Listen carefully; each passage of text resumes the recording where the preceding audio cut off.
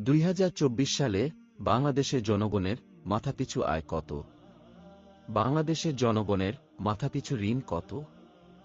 এবং স্মার্ট বাংলাদেশের জনগণের মাথাপিছু আয় কত হবে?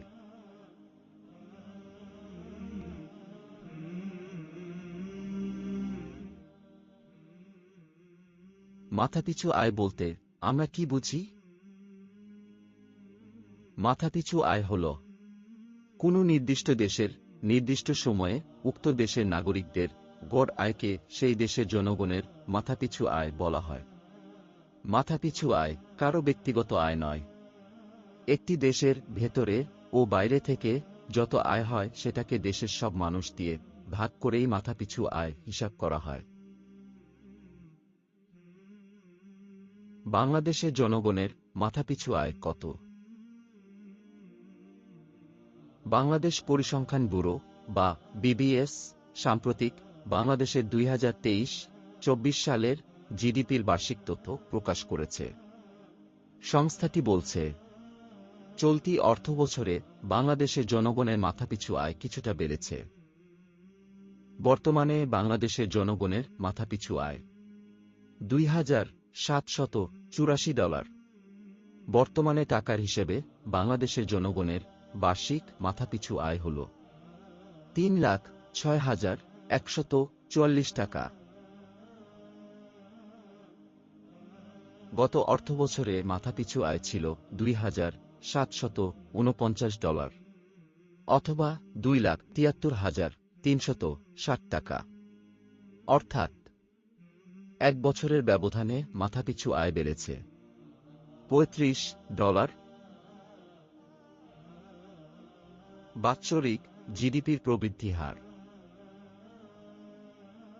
বাংলাদেশ পরিসংখ্যান ব্যুরো বা বিবিএস বলছে, চলতি 2023 এবং 24 অর্থবছরে বাংলাদেশে বাৎসরিক জিডিপি প্রবৃদ্ধির হার আগের বছরের তুলনায় কিছুটা বেড়ে হয়েছে 5.82%, যা আগের অর্থবছরে ছিল 5.78%।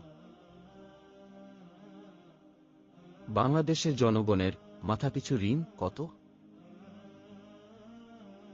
সেন্টার ফর পলিসি ডায়ালগ বা সিপিডি বলেছে, বর্তমানে বাংলাদেশের জনগণের মাথাপিছু ঋণ হল $1.5 লাখ টাকা।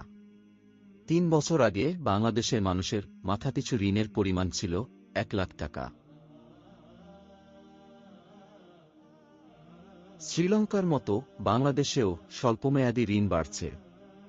ফলে বাংলাদেশের অর্থনীতিও শ্রীলঙ্কার মতোই বিপজ্জনক পথে রয়েছে।